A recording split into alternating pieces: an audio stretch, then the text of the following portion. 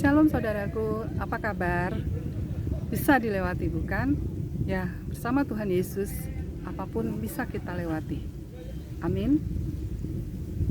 Saudaraku, banyak orang yang merasa terpanggil untuk melayani Tuhan. Mereka merasa sudah berada di jalur yang benar.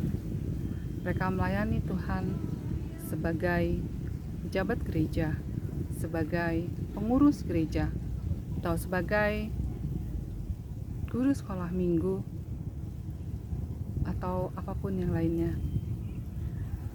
Mereka menghabiskan waktu mereka hari Senin sampai Jumat bekerja di dunia sekuler, lalu Sabtu dan Minggu mempersiapkan pelayanan atau melakukan pelayanan. Dan di hari biasa pun mereka kadang melayani jemaat yang ada yang sakit mereka kunjungi, ada yang meninggal mereka datang ke ibadah penghiburan, menghibur orang yang ditinggalkan, atau mereka melakukan pelayanan ke orang-orang yang menderita atau orang-orang yang sakit.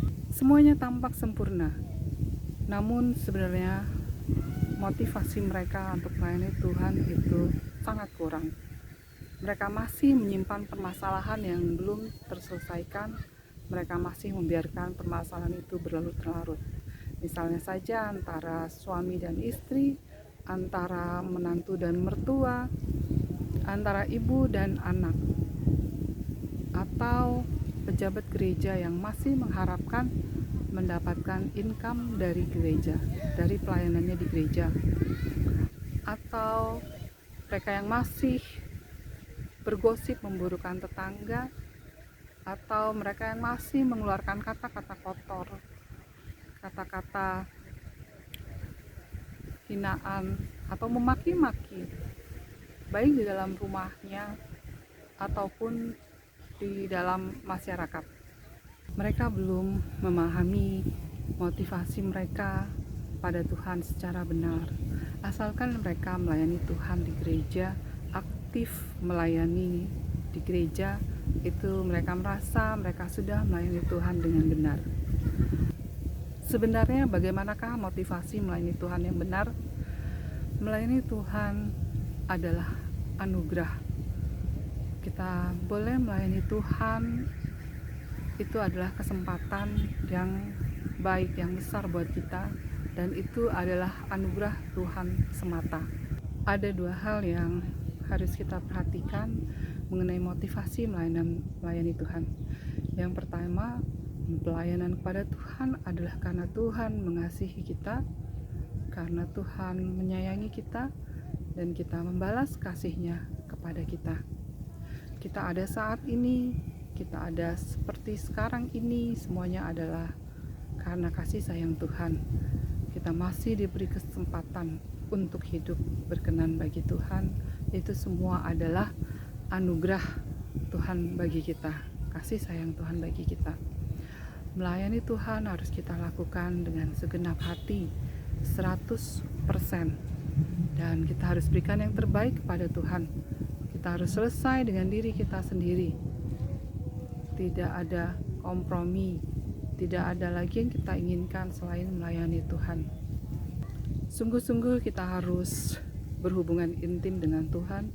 Sungguh-sungguh kita harus berhubungan mesra dengan Tuhan, seperti layaknya suami istri yang harmonis. Kita harus mencari hadirat Tuhan setiap hari. Kita harus belajar kebenaran firman Tuhan setiap hari. Melalui membaca firman Tuhan, kita harus sungguh-sungguh meluangkan waktu untuk itu, dan juga kita mendengarkan khotbah ataupun firman Tuhan dari pendeta-pendeta yang lainnya, sehingga kebenaran firman Tuhan dapat kita dapatkan secara utuh. Juga dengan membaca buku-buku untuk memperkuat iman percaya kita. Melayani Tuhan bukan untuk mencari penghargaan dari sesama, bukan untuk mendongkrak harga diri, bukan untuk mendapat pujian, tetapi melayani Tuhan karena Dia telah mengasihi kita. melayani Tuhan, karena itulah yang berkenan untuk Dia.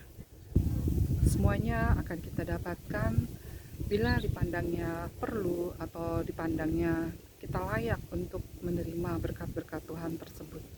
Yang kedua, tabah dan tekun. Jalan untuk melayani Tuhan itu panjang dan berliku-liku. Karena itu dibutuhkan ketekunan. Ibarat seorang traveler atau pengembara, seseorang yang suka traveling kemanapun sampai ke ujung dunia, dia akan mencoba berbagai macam moda transportasi. Dia akan masuk ke dalam masyarakat yang dia datangi, negara yang dia datangi. Walaupun belum tentu dia bisa berkomunikasi, dia akan mencoba mungkin kuliner negara tersebut, mungkin kebudayaan di situ, pemandangan tentunya, atau sumber-sumber alam yang ada di situ. Dia akan bersungguh-sungguh. Dia mulai dari satu negara hingga ratusan negara mungkin dia bisa kunjungi. Itu merupakan suatu hal yang sangat membanggakan buat dia. Itu merupakan sesuatu hal yang sangat memberikan kepuasan batin tersendiri bagi dia. Demikian juga pelayanan kita kepada Tuhan akan panjang dan berliku-liku, penuh dengan onak duri.